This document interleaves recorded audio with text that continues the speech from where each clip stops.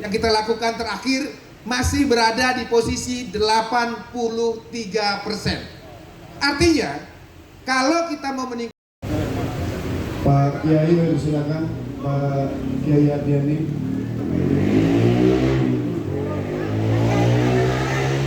Sekalian kita foto bareng sama Pak Alek, mungkin kita naik ke atas untuk foto bareng sama Pak Ahmad Basari di atas.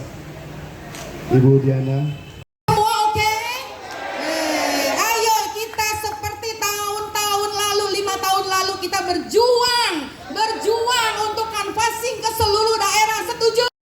Rumah aspirasi relawan ini memang dibentuk oleh PDI Perjuangan dan partai-partai pendukung lainnya untuk menjadi sarana koordinasi, komunikasi, dan kolaborasi antara organisasi partai politik yang mendukung Mas Ganjar Pranowo sebagai calon presiden dengan segenap energi rakyat yang tergabung di dalam organ-organ relawan.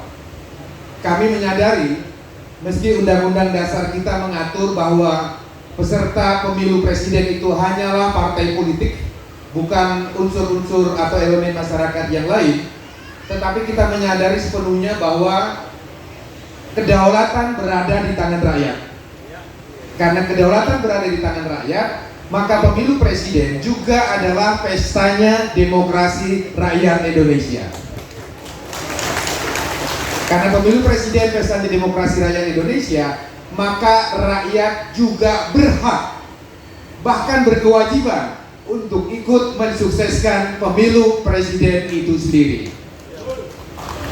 Dan saya berterima kasih kepada teman-teman alumni Jerman sebagai bagian dari kelompok masyarakat yang terpelajar, kaum intelektual, untuk mau mendirikan organ relawan memimpin saudara-saudaranya yang lain.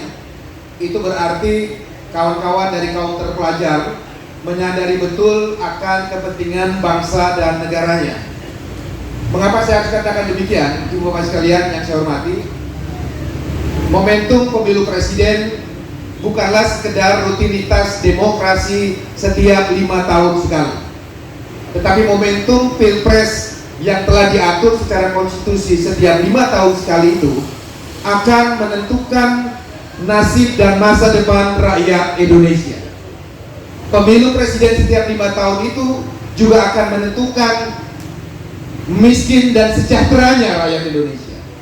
Pemilu presiden juga akan menentukan akan laparkah atau akan kenyangkah rakyat Indonesia itu. Mengapa demikian? Karena seorang calon presiden yang akan terpilih lewat pemilu presiden setiap 5 tahun, yang dalam konteks ini adalah pada tanggal 14 Februari 2024 yang akan datang, jika sang calon presiden itu terpilih, dia akan memegang kekuasaan yang sangat besar di Republik ini. Sang calon presiden terpilih, dia akan menjadi seorang kepala negara Republik Indonesia. Dia juga akan menjadi kepala pemerintahan Republik Indonesia. Dia menjadi kepala diplomat bangsa Indonesia, Chief of Diplomat. Dia menjadi panglima tertinggi Angkatan Darat, Udara, dan Laut. Dia mengangkat Kapolri dan menjadi atasan Kapolri, mengangkat Jaksa Agung, mengangkat Kepala BIN, mengangkat Panglima TNI, mengangkat Menteri, Duta Besar, dan lain sebagainya.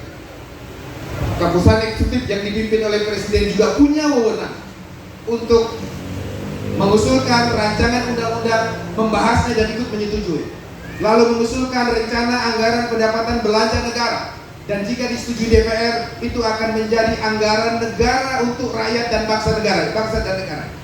Dengan kata lain, Bapak sekalian,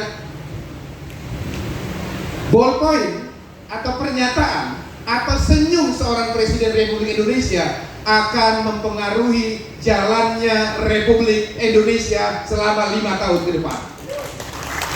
Maka oleh karena itu, kalau kita salah memimpin presiden yang akan memegang kekuasaan konstitusional yang begitu besar, yang kita lakukan terakhir masih berada di posisi 83%. Artinya, kalau kita mau meningkatkan